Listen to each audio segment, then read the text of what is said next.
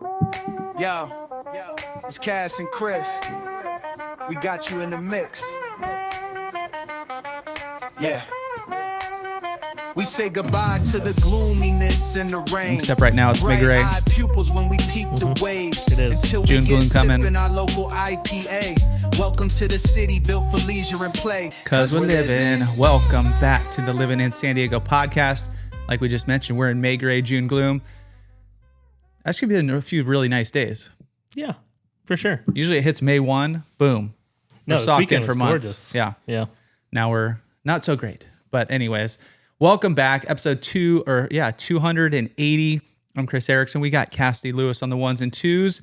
And we got a good lineup today. We got our weekends. We got what's going on. We have a little bit of sports updates.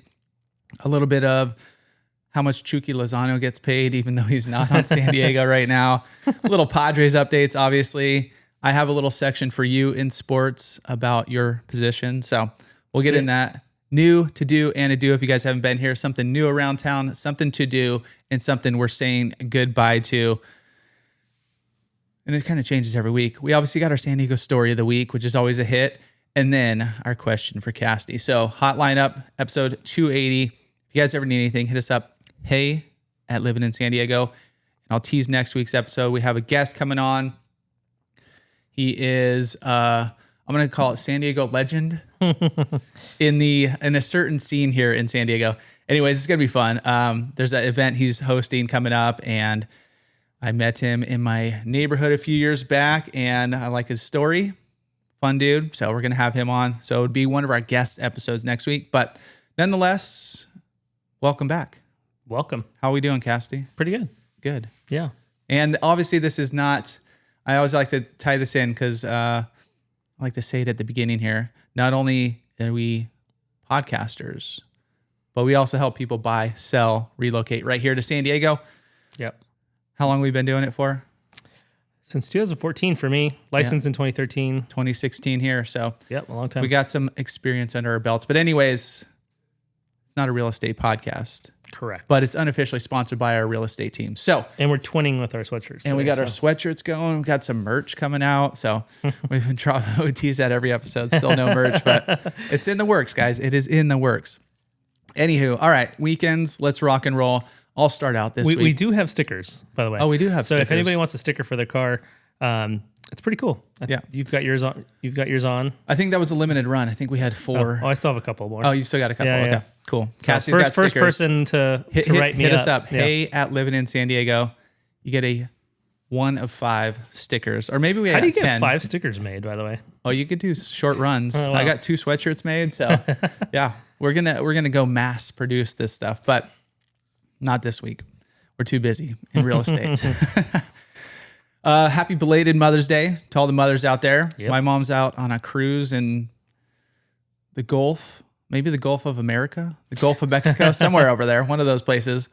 Anyways, cruising around. So we went to, must be one of the hottest tickets on Mother's Day. We went to the beach for a few hours, and it was pretty packed. I almost didn't even find parking down at Seaside, and that's a huge parking lot. Yeah. But got there just from the parking lot to the water, people started clearing out a little bit because we were late. We were the afternoon shift, but Yep. and I was thinking, I guess that's what my mom likes to do. Go to if she was in town, we'd probably go to like Oceanside, the harbor or something like that. But anyways, awesome little amenity to have here. If you guys haven't been to the beach, go check it out. So Saturday, New to do and a do. new To do to is the do beach. and a do the beach. We don't get there enough. I mean, yeah, surf every now and again. Get there. We're getting into beach season, so kids are off. That kind of stuff. And then we went to your rival. I was gonna get a shirt, but I think so. Talking about our merch a little bit, I kind of want to make some shirts here for our show with like the Tony's logo and the Fidel's logo, and just like on the front, like Like the verses. Yeah. And then on the back is where you can choose either Team Tony or Team Fidel's. And so like people would I think it'd be fun, people would kind of know where you are, and they're like, oh yeah. Or they're like, get out of here. Yeah. It creates a friendly little rivalry. It's like the, I don't know who I was going to say, yeah, I guess for at least San Diego versus LA kind of thing. So Yeah, I like it. Okay. We're going to make some of those, but went to Tony's Jackal, not Tony Jackal's, Tony's Jackal. And I was surprised. We got there, opens at 4:30, and it was already a line. We got there, open at 4:30. We got there at 4:36. And by the time we got in, there was no booths left. It was only center tables because it was just like, that's the time. People pack on in there. Yep. Just get in there, man. I'm sure Fidel's is the same. Yeah, I think when it's days where everybody's filling in, it's packed early. Yeah. So I don't know which one's bigger. Fidel's has a lot of seats. Fidel's they got a funky layout, so they got a lot of different little spots. Yeah, they do. Go down that little weird stairway downstairs. 2 outdoor seating spots. Mm-hmm. Yeah. And by the way, guys, I went to Tony's, but I'll go to either. All right. So I'm not. So you can invite them to either. Yeah. I'm not. My allegiance doesn't fly with one or the other. My family, maybe. Mm-hmm. I think they're Tony's people, but me. You can be swayed either way. Yeah. You buy him a margarita at either spot, and he'll take it. I did have, I got some seafood enchiladas, which was kind of, I just wanted something different, So it was like crab, shrimp, some fish in there. But once you put the sauce on, there's like 2 types of mole on top, and it's all kind of the same stuff. Yeah. It's like, that tastes like enchilada. So it was delicious, but it was also like, sauces kind of cancel everything else out. So, yep. But I did get good. It was like just the old fashioned margarita. Nice. So just straight up tequila, some triple sec, and some lime juice. None of the mix. Mixer or anything. Yeah, nothing like that. And I did watch a guy, a guy on Instagram. He's showing you how to make the perfect margarita. Mm-hmm. And that's what he did. He's like, if you have a little extra time, you could put like 2 other little things in there. But don't get like the store margarita mix, because those are crap. So you get those 3 ingredients, some triple sec, some tequila, obviously, and a little lime juice. Yep. Put it on there. Boom. Good to go. And it's like, I forget what the other two were, but simple. Keep it simple. Yep, for sure. So I think once you're a margarita. Yeah. You're a margarita. You're not a margarita. You're a margarita guy, right? Hey, I like margaritas. Yeah. Do you like the syrupy ones or? No, I don't like. No, I prefer the ones that are a little bit more simple. Yeah, for sure. I got one.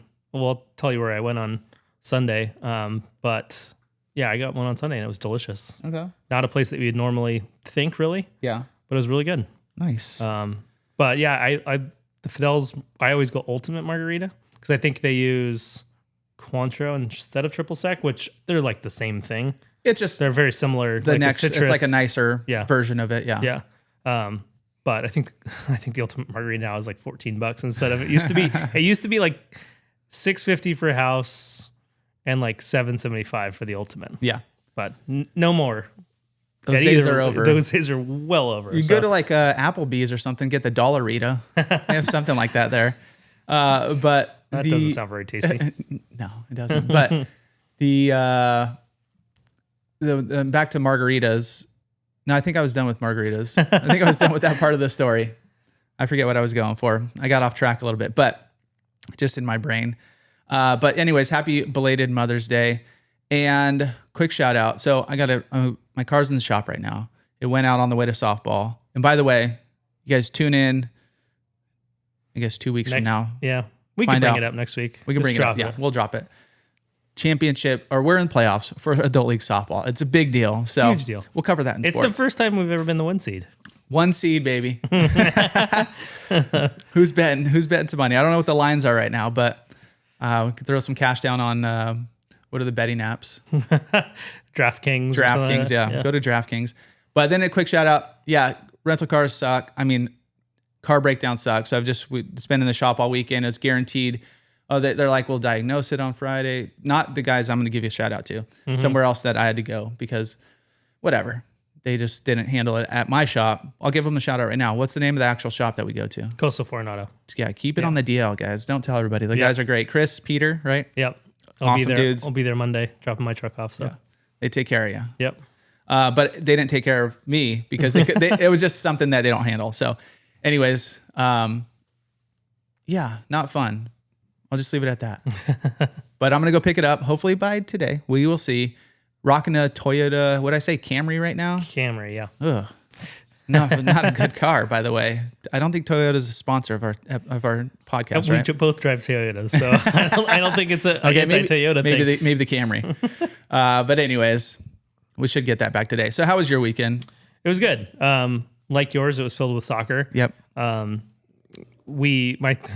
older son's team played up in tournament, so it was not a ton of fun on the field for them, but always fun getting out in the sunshine and watching some soccer. And I probably have never seen more shots on goal for Cam to stop or going in. Get some reps. Yeah, he got a ton of reps. On Sunday, he looked like he was going to fall over. He looked so tired. Yeah. But on top of soccer, we went out to dinner on Saturday night. We went to Ventana. Oh, Ventana. In Escondido, above one of the just sexiest locations ever, above the Lexus dealership in Escondido. What a weird location. It's but super weird, but the restaurant's it's not so connected to the Lex. I mean, it's connected, but it's not part of like the Lex. Like they don't run it, right? It's their own thing. I was, driving by the 15, you're like driving down, you see it off to the side. And before I heard that you had gone there, I thought it was just like, it's like a Lexus dealership. So they have a fancy, because, lounge or something. Like Lexus, like a lounge or, something like that. But it's its own deal. Yeah, it's its own deal. It's a Cone Group restaurant. Super good food. Ambiance, actually, once you get up there, you're looking over palm trees and stuff. It's not, you don't feel like you're at a Lexus dealership. So, but it's really good.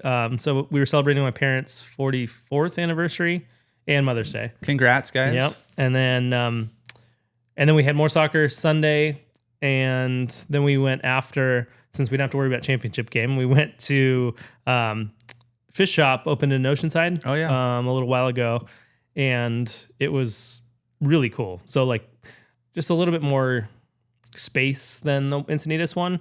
Huge roll-up doors or windows, whatever you want to call them. So super airy. Full bar like the one in Encinitas. So that's where I got my margarita. Nice. Charles got a Mai Tai. Okay. And the dude's like, oh, Mai Tai Sundays. And I'm like, is that a thing? Are they like discounted? He's like, oh no, I just thought it sounded good for a Sunday. And I'm like, oh man, it's going to change my order. Mai Tai Sundays, baby. But the spicy Dorado tacos, super good. Yeah. You get way too much food. So ordering As one per taco usual is there. plenty. Yeah. One taco I've now realized is plenty for me. Yeah. But yeah, it was really tasty. A fun little Where's treat on Saturday, where on are Sunday they up out there? It's right south of what is it? So just south of Mission, like 2 blocks, maybe 3 blocks On Coast Highway? on Coast Highway. Okay. Yeah, I think it was a breakfast place before, like something rye or something. I don't know. There was a breakfast spot on the corner. Got it. But yeah, it was great. Easy location.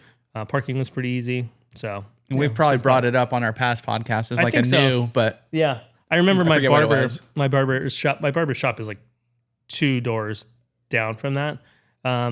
So super close. And I remember him telling me that it was coming. But yeah, it was awesome. Cam wanted, I know it was Mother's Day, so Charles should have been able to pick the restaurant, but he wanted chowder and a bread bowl very badly. Like that's his new kryptonite. Does he eat the whole bread bowl too? Dude, he ate but he also worked his tail off, but he ate every single bite for the first time ever. Oh, yeah. And it was insane. Like last bite, he's like, ugh. That's a lot of bread. It's a whole loaf. It was a whole loaf. I've done it myself, but it's It was delicious. crazy. Yeah. So anyway, that was fun. And then I just cooked dinner on Sunday. We jumped in the pool, cooked a couple fillets and mashed potatoes and garlic bread and Caesar salad. So a nice finish to Mother's Day. Very nice. Very nice. Yeah. Fish Shop. Fish Shop. Mm-hmm. Good spot. If you guys haven't been, there's one in Encinitas, one in PB, now one in Oceanside. I think there's one more too somewhere. I think there's probably 4 or one more 5. somewhere. Yeah. So, but yeah, it's kind of can't miss. Like no matter, so Chelsea this time got a plate. So the way, I digress, but the way the menu works is like you can choose any fish, and then there's a whole bunch of ways you can get the fish, like blackened, garlic butter, blah, blah, blah. And then you can choose taco, plate, bowl.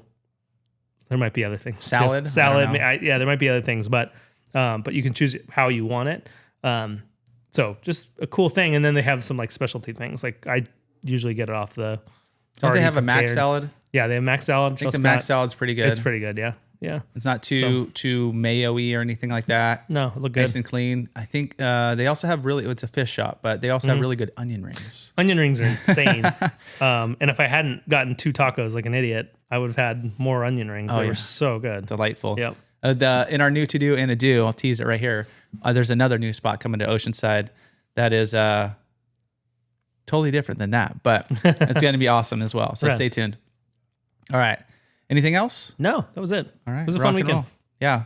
This weekend, like I said, now we have more soccer. We have going to the San Diego FC game, so we'll have an update on that in a few weeks. And then next week, we're getting a guest in here. So stay tuned. All right. A little bit of sports. Yeah. So first... I don't feel as sad this week. Yeah. So first, and I'm starting off with first for the Padres. First place. Padres are in first place. I was hoping, even though they've been not playing great, obviously. The You Dodgers needed have been us playing. yesterday. Did you guys beat the Dodgers? Good. Keep beating them. You guys are 18-24, only 6.5 back. Which is insane. You can make up that ground right there. So Padres lost yesterday to another Matt Waldron start where he played against you guys through a decent game, but usually it's 1 inning. He'll give up 5 runs. Did that yesterday. It's like not knuckleballs, not knuckling. They were giving his stats yesterday, and usually he throws the knuckleball 30-something%, 31% of the time or whatever. In the last few starts, he's chopped that down to I think they said 7%. So just throw it when you need it. But these hitters are it's not like it looks like a slow pitch softball when it's knuckle. What's the dude's name? Wakefield? Yeah. That was his pitch, right? 98% of his pitches. And so I'm assuming that's moving, going, woo, woo. And, Waldron just isn't to that level. Yeah. And I saw an article, I don't know what happened, but they said it might be his last start because then Griffin Canyon's coming in and we got a few other guys coming up. So Gian, what's the guy they got? The Italian name guy? I can't remember. Lakota or something? No, it's not Lakota. Come on, I'm a Padres fan. I don't even know this stuff. But anyways, the good news is Padres are in first place. They have 1 less loss than the Dodgers. So 24-17. The last 10, they're 5-5. The last 10 of Dodgers are 4-6. So Tim Wakefield, 85-90% knuckleballs. That's I this morning I woke up to a text from my buddy when I was complaining about the Giants sucking this weekend because they got smoked by the Pirates, where they had to bring in a position player to pitch on Saturday. And he's like, they'll go on a run. And then he texted me this morning saying, I told you they'd go on a run, but I was hoping it wasn't going to be against my Dodgers. So but yeah, 3 games in a row now, and 2 against the Dodgers, and 2 a 9-2 win or 9-3 and a 6-2. So yeah. As you see, the Padres went a few weeks ago, 10 or 9-1. Dude, this is they're the best team ever. And then you lose. Then it comes to earth. And then you lose 7 out of 10, and then you go 5-5, and it's everything's coming back to averages. Manny Machado's not going to bat 198 for the whole year. Mm-hmm. Tatis is going to have a home run at some point. I don't know. He's hit. How crazy would that be? They showed the stat where it was the hardest hitting off the bat. He was third on that. The top was the dude from the White Sox, Murakami. Yep. But he has 15 home runs or whatever. Yeah. I forget who second was. And then they showed the top 10. Everyone else has at least 6 home runs. Mm-hmm. Tatis 0, but he's third on that list as far as hard hit balls. So he's raking the ball. Yeah. Just not, I guess, the right trajectory. Yeah. Lucas Giolito. Yeah, I brought it up too. Okay. It's dude, I said his name 10 times, but the San Diego Padres signed veteran right-hander Lucas Giolito to a 1-year contract. So he's doing a little bit of, not necessarily rehab, warm up. Yeah. There we go. His spring training. A little bit of spring training for him. So he should be up. We'll see if Waldron comes back. They did it too. They have Badgley come in and throw the first inning. And then opener. And then Waldron. Yeah. So now there's an opener in baseball. Yeah. But anyways. So that he doesn't have to face the top of the order. Yeah. Padres are in first. for the time being. They're playing the Brewers again today. You guys are, I'm assuming, playing today? We have Game 3? 2 more against the Dodgers. Okay. All right. And then, back to 2 games ago. I think this is the 4th or 5th Padres walk-off. Castellanos, bottom of the 9th, 2 outs, full count, or at least 2-2. Mm-hmm. But nonetheless, snaps his twig, goes and grabs one out of the dugout. He doesn't have an extra one. Mm-hmm. Hits a home run. Like, what is a twig? Bat. Got it. Come on, you don't listen to, I was like, to Mud? yeah. Come on, that's a Mudism right there. I only listen to Mud when I have to. I know that. Goofy, funny. He was gone for the Padres Giants series when we had to listen to the Padres series. Did they have Tony in there? No, it was maybe it was. No, I don't think it was Tony. Because sometimes he'll come off the radio, and I've seen him on TV here and there. Yeah, I can't remember who it was. But who was it? Castellanos comes in, hits a bomb, ties it up, and it's always like going to extra innings. You're like, they got a guy in second, they're gonna score. Anyways, they didn't score. Padres walked it off. We won, right? Then go to Castellanos. They're like, whose bat was it? They're like, it was Tatis's bat. They go, I was telling you yesterday. Yeah. And they're like, oh, so is it? Are you gonna give him hell for like hitting a home run with his bat before he did? And he got kind of like skittish. Yeah, kind of like, oh, forget what he said, but he says like, that's a rude question, like, but it was also kind of funny. I mean, Tatis has got to be starting to get a little frustrated. He's got to be, right? Yeah. But still having good at bats, like, not swinging at everything. Still got a few, maybe at least a single, maybe 2 singles yesterday. Hard hit, right field, at least one of them, and it'll come through. Like I said, everything averages out. They'll be where they need to be towards the end of the season. Maybe every now and again you have a bad season, but still not 0 home runs. Well, here we faced Ohtani yesterday, and he just hit his 8th home run, I think, last night against this, and it was just a solo shot. He has 17 RBIs. Insane. Like, you have that many home runs. Max Muncy's the same way. I think he's got like 13 home runs and like 20 RBIs. Yeah. So like a whole ton of solo shots, Not which having means the you're guys not getting on. base hits. Yeah. When there's runners in scoring position. You're not hitting homers when there's runners in scoring position. Yep. Or on, period. So, when offenses struggle or a player struggles, it's pretty clear by the stats. Yeah. And Ohtani, this is the first time he's pitched and hit in a long time, and it's pretty obvious that it's a lot of work. We talked about it yesterday. A lot of work, a lot to think about. Yeah. But in the end, although his everything ERA comes is back. under 1, so we face him today. All right. Light him up. I'm thinking Tatis is saving all of his home runs for later in the season. As you get towards the end of the season when you need some big hits, get into the playoffs, hopefully. Mm-hmm. That's what I'm hoping. All right, San Diego C, not good. Sitting 13th. Mm-hmm. Definitely out of playoff position. But here's what Chucky Lozano will make not to play for San Diego C in 2026. Any guesses? 8 million? Pretty close. 9.33 million. Okay. That's I think how his much they're base paying him. contract, I think, was 8 last year. Yeah. So this year it was like 6 plus 3.33 or something Bonus whatever it's called. We're sitting 13th in the Western Conference heading into Wednesday's match, which is today against Austin FC at Snapdragon. But if you take Chuky's, so right now, San Diego FC, they rank 5th in total team compensation at 24.4 million. Seems pretty low, right? Yeah. Behind Inter Milan at 54.6, LAFC at 32.2, Atlanta United 27.9, Galaxy at 26.4, and Vancouver at 24.6. So not a huge amount of money in MLS soccer. No. But if you take out Chuky's contract or compensation, it plunges them to 23rd out of 30 clubs. So at 15.1 million. Yeah. So that's a lot. yeah. But the other guys, let's see. So Messi makes 28.3.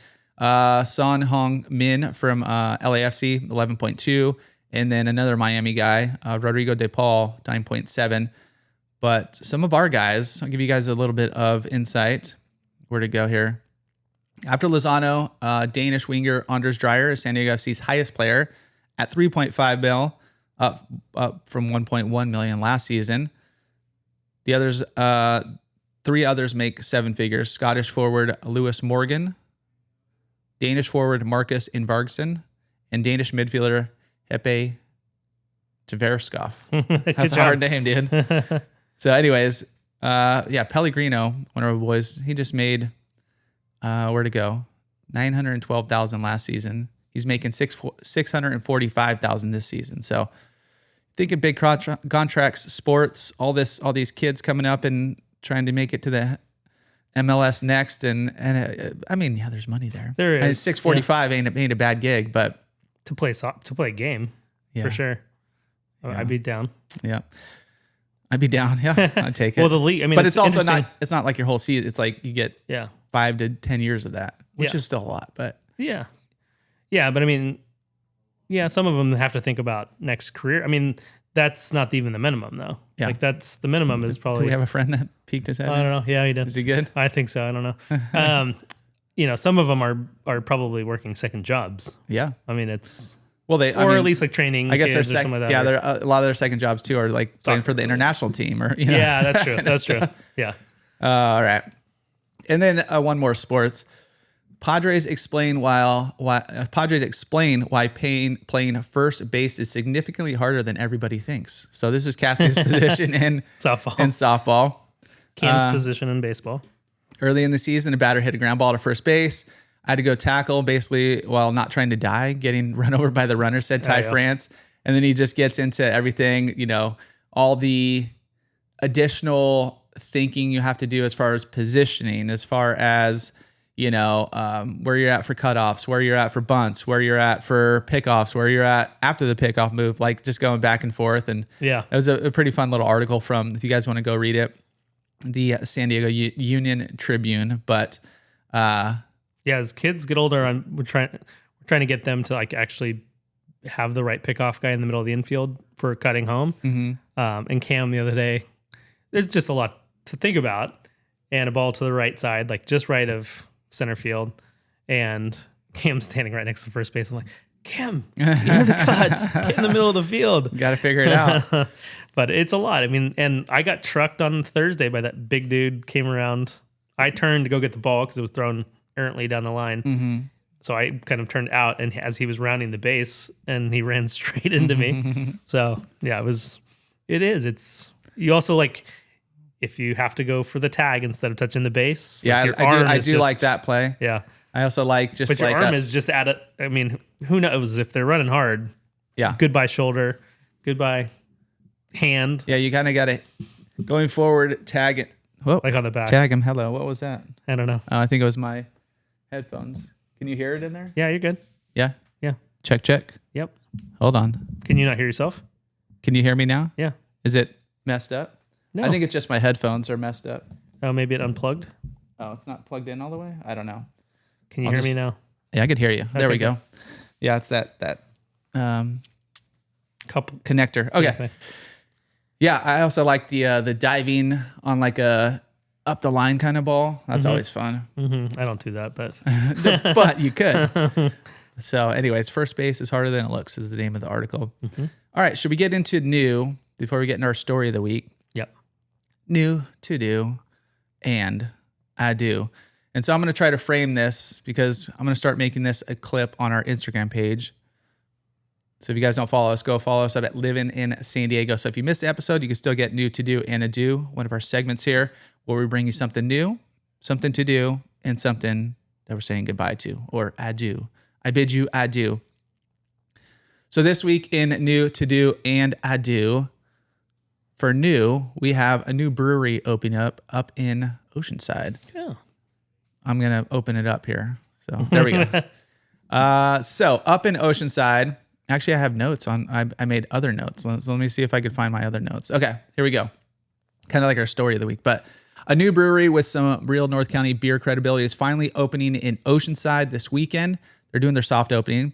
Kokai Brewing is officially soft opening May 15th after nearly 2 years of delays, permitting issues, and a lot of hands-on build-out work by the owners themselves. The project comes from a husband and wife team, Mike and AJ Abushan. I looked up how to say it. I don't know. Abushan. I'm going to go with that. Both longtime veterans of the San Diego craft beer scene and both former employees of Pizza Port in Carlsbad. Mike spent more than a decade there and eventually became the head brewer at the Carlsbad location, winning multiple medals at the GABF, Great American Beer Fest, including gold in 2020. After leaving Pizza Port, he helped launch brewing operations at Heritage Brewing and Barbecue, now known as Hill Street, over in Oceanside as well. What makes KoaKai interesting is that it's not just another tasting room. The concept blends Japanese food, Hawaiian influence, Texas-style barbecue, and craft beer all into one spot. Wow. It's quite the collection of incredible different styles there. So AJ, who is originally from Kyoto, Japan, also runs the adjacent Kyoto Japanese market, and that influence carries heavily into the menu with things like sushi, yakitori, musubi, bento boxes, and Japanese sandwiches. The beer line is expected to lean heavily into lagers, including a Japanese-style rice lager. Have you had the Harlan one? Yeah. It's really good. Like a little sweet, like rice but lager. super solid. Plus West Coast IPAs, a hobby pilsner, Schwartz beers, and more. The name KoaKai itself has personal meaning too. Get out of here. Sorry, I keep getting, let's just put do not disturb. Translating personal meaning too, translating roughly to warrior from the sea in Hawaiian, while also tying back to AJ's family name and their kids. So the brewery is open at 611 Mission Ave in Oceanside. If you've been to Goat Hill, it's basically where you turn left into Goat Hill on Mission. It's like the next little block up. Okay. So it's super close. Or actually, no, if you go into Goat Hill, go into that turnout, Goat Hill, and then it's off Apple, but it's the little whatever. It's all right back there. Oh, cool. So anyways, if you go to Goat Hill, go hit up this spot. Really cool. It combines the brewery, restaurant, and Japanese market all under one roof, which gives a different feel than most other breweries open around San Diego right now. They initially will open with a limited soft opening hours before expanding operations later this summer. They're planning a full grand opening celebration once everything's dialed in. With Mike's brewing background, the Pizza Port ties, and more food-driven concept, feels like one of the most interesting new breweries we've seen in North County for a while. Cool. I like it. Don't sneeze. I'm trying not to. Okay. It sounds cool. Yeah, dude. Cool Who doesn't like first off, new brewery, but with some, I like the different style foods in there. You gotta, like, we just went to Pub 980. I don't know if it's even called that anymore. Yeah, it is. Belching Beaver over in Vista a few weekends ago. And, they got their food's actually pretty good there too. It's really good. Yeah. But it just, bar style food, burgers, tots, that kind of stuff. Yep. But a little bit of sushi. Are you a Musubi fan? You sent me that from that guy. I sent it to you. I have never tried it, and I really want to. If you go to Breakers. I've actually never tried Spam before. Okay. I made a video back when I was in my freshman year of high school, where we opened a can of Spam in the video. Yeah. And the juices went flying everywhere, and it didn't smell good. And I haven't tried it after seeing that. Yeah, I don't know if I'd eat it straight up, but you throw some rice on there. But you cook it too, heat it up. And the dude maybe we'll do a little story on him in the future or have him on. But he makes it a little bit different. Yeah. He'll put different things in there. Yeah. Makes it fun. So. Yep. All right. For to do, if you're looking for something to do in San Diego next month, the North Park Music Fest is coming back on Saturday, June 6th. And it's basically turning the entire neighborhood into one big walkable music festival. Instead of the one central stage, the event spreads across multiple North Park bars, restaurants, and venues, including Queen Bee's Art and Cultural Center, Bivouac, Cider Works, True North Tavern, U31, and several others throughout the neighborhood. One wristband gets you access to more than 30 live acts, ranging from indie and funk to electronic and psychedelic rock. So it's more of a roam around and discover new bands type of event versus just camping at one stage all day. Mm-hmm. Kind of seems like a North Park kind of thing to do. Definitely. Cruise around. Have you ever gone out in North Park or anything like that? A little bit. Yeah. I mean, I haven't spent a ton of time down there, but went to a bunch of coffee shops and stuff when I was when I've showed houses down there. Yeah, I guess same. And then meeting friends that bought in North Park, we went to a couple different bars and restaurants, and so I've never been to the observatory, which I really want to. Mm-hmm. Live music venue down there. Yeah, but yeah, it's always something going on down there. Yeah. This year's lineup actually has some legit names too, including Frankie and the Witch Fingers, Cut Chemist, which actually I do, some of these other names I don't know, but I know Cut Chemist, he used to be maybe still is the DJ for J5, Jurassic 5. Oh, wow. Yeah. It's pretty fun. Brain Story, The Gaslamp Killer, and Sugar Candy Mountain. So tickets are pretty reasonable at $25 in advance, $35 day of. There's also a VIP option that includes access to Granada House plus line skipping perks, One of the cool things about this event is it leans into the North Park vibe itself. Live music, local bars, art, cocktails, and bouncing around the neighborhood all day. Proceeds also go back to the community beautification projects through the North Park Business and Neighborhood Foundation. Rad. Yeah. Sounds cool. It's a happen event. Yeah, I was looking at a few other, you're going to Soma maybe in a little bit. We'll see. We'll see. But I was just kind of looking because we're going to go to Pachanga, Viejas, whatever it's called now. Pachanga Sports Arena. Sports Arena, yeah. Let's just call it Sports Arena. Yeah, until they tear it down. Because we're going to a comedy show, but the wife thought it was at Pachanga. And then we started looking it up, and it's at Pachanga Arena, whatever. Yeah. And what's the San Diego State one called right now? Viejas. Oh, it is Viejas. Which the other one used to be Viejas. Yeah. I believe. Yeah. San Diego State used to be Cox back in the day. Yeah. I don't know. So anyways, but that was Soma. And then, that's like right by there, right? Right next to it. Yeah. Yeah. Okay. So a few interesting little venues. And we're going to a brand new one in Long Beach. Oh yeah. You're going to report back on that one. Yep. That sounds fun. All right. For adieu, a little different. We're not really saying goodbye to something, but we kind of are. I always like to mix it up. It's kind of far. Like there's some restaurants shutting down and this and that, but this one's better. For our adieu segment this week, we're maybe saying goodbye to dirty beer lines. And a good thing I like to this say goodbye story because my dad used to be in the beer industry and he used to clean beer lines. And, I was going to say growing up, but like, no, when we've been out or, and he'd be like, oh, this tastes like a bad beer. And they must not clean their lines or something like that. And just kind of, I've heard it over and over because, you got to clean your lines as a beer place. And, that's, they just get gross after time. But so we're not saying bye to all dirty beer lines. We're saying at least the mystery of why the same beer can taste amazing in one spot and terrible in another. An article from San Diegoville highlighted a company called Redesign Drafts that just released a map showing which San Diego bars and restaurants actually maintain and professionally clean their draft beer systems from redesign. So it's not all of them. It's just through these guys, which is one of the bigger players around. Apparently, this is a way bigger deal than most people realize because dirty draft lines can build up yeast, mold, bacteria, and beer stone that completely changes the taste of the beer before it even hits your glass. So I can think of a place right now that I know has dirty beer lines for sure. See? Think of that spot, guys, right now. And then you go look up this article and this company and find some clean beer lines. But the company was founded by local beer industry veteran Reed Birkland, who started the business during the pandemic and has since expanded into servicing a ton of well-known spots around San Diego. List includes Born and Raised, Cali, Craft and Commerce, Monarch, Ocean Pub, Beer Garden Encinitas, Draft Republic. And the article basically framed it as breweries can make world-class beer, but once you leave them in a keg, it's all in the hands of the venue to actually maintain the system. So, or get rid of it when it's gone bad. Yeah. Get rid of it. So maybe the do here is blindly not trusting every tap you go see at a bar, because according to this article, the cleanest beer in San Diego may have less to do with what you order and more to do with where you order it. So if you go, you can hit us up. Go hit us up over on Instagram. Just Livin in San Diego, Livin, and I'll send you this article.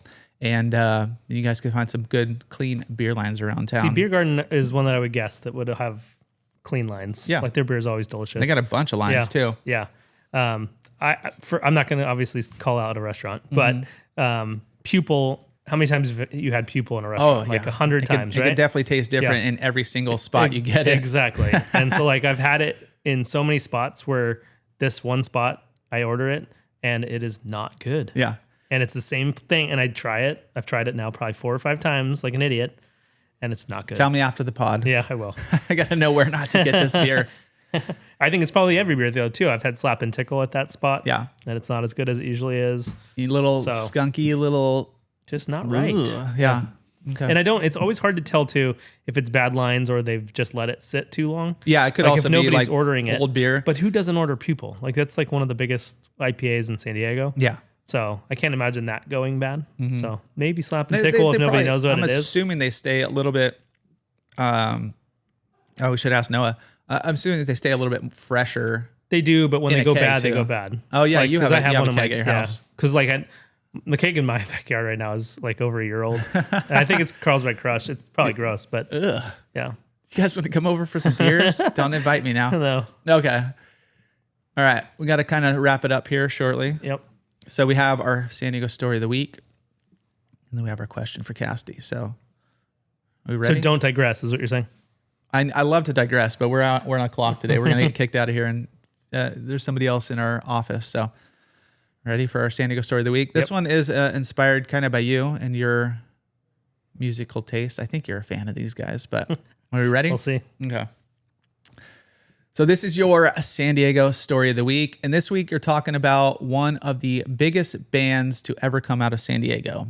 Can you guess who it is? Blink 182. Blink 182, which is pretty wild because most people think of major music cities. They think of LA, Seattle, Nashville, New York, all those spots. But one of the biggest pop punk bands in the world started right here in Poway. Back in 1992, they weren't Blink 182 yet. They weren't even Blink yet. Early on, they kicked around a few names, including Duct Tape and Figure Eight, before eventually landing on Blink. You notice there's no 182 there. Mm-hmm. The original lineup was Tom DeLonge, Mark Hoppus, and drummer Scott Rayner. And the way it all came together is actually kind of random. So Tom DeLonge had been going to Poway High, but after getting kicked out for being drunk at a basketball game, he ended up at Rancho Bernardo High for the semester. And that's where he met Scott Rayner, who became the band's first drummer. Then Mark Hoppus came into the picture because his sister Ann introduced him to Tom. Mark had recently moved to San Diego from Ridgecrest, and once he and Tom met, they started playing music together in Tom's garage. One of the songs they worked on early was Carousel, which became a fan favorite. So the Blink 182 story really runs through Poway High School, Rancho Bernardo High, Tom's garage, and one introduction from Mark's sister. The early sound came from the local skate, surf, and punk scene happening around Southern California at the time. Before they were selling out arenas, they were playing small shows, recording demos, and trying to get on stage anywhere they could. Their first album, Cheshire Cat, came out in 1995. And one of their early songs, M&M's, got local radio play on 91X, a local favorite here in San Diego. Yeah, it's probably one of the only OGs. Yep. But right around that time, the name became an issue. There was already an Irish band called Blink, and rather than fight it out legally, let me try that again. It's going so good. There was already an Irish band called Blink, and rather than fight it out legally, the San Diego Blink agreed to change their name. That's when they added 182. As for the 182 part, what does it actually mean? Well, the band has given different joke answers over the years, but there's never really been one clear, serious explanation everyone agrees on. Then in 1998, Travis Barker joined the band after Scott Rayner left, and that's the version of Blink 182 most people know that really took off. A year later, in 1999, they released Enema of the State, and on that album, Changed Everything, What's My Age Again, All the Small Things, Adam's Song. They were on MTV constantly. Those songs were everywhere. Yeah. MTV, radio, TRL, burn CDs, everywhere. Yep. And by 2001, Take Off Your Pants and Jacket debuted at number 1, which is pretty crazy when you remember this band started as a group at San Diego County punk kids, playing local shows and recording demos in their bedrooms, small studios. So they came out of Poway, helped define an entire generation of pop punk, and became one of the biggest bands of our era. Love it. Yeah, and if you guys are watching this on Instagram, this is from our, what is it from? Podcast? It's from our podcast. That's where it's from. If you're watching this on Instagram, it's from our podcast, Livin in San Diego. So tune in for that, where we come in with new to do and a do, a stories of the week, what's happening around town, and everything you need to know about San Diego. And for everybody right here, I'm going to share a little background of maybe what the 182 means, because there's some theories going around. So you have to tune into the podcast for this.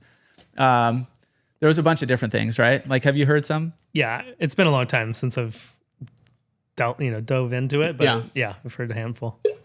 Well, there's a few that are, like the story is, it was just, they were on their phone with their manager or whatever, and like, they're going to get sued, and they're like, either pick a new name right now, or we'll pick one for you. Mm-hmm. And so Mark was just like, 182, whatever.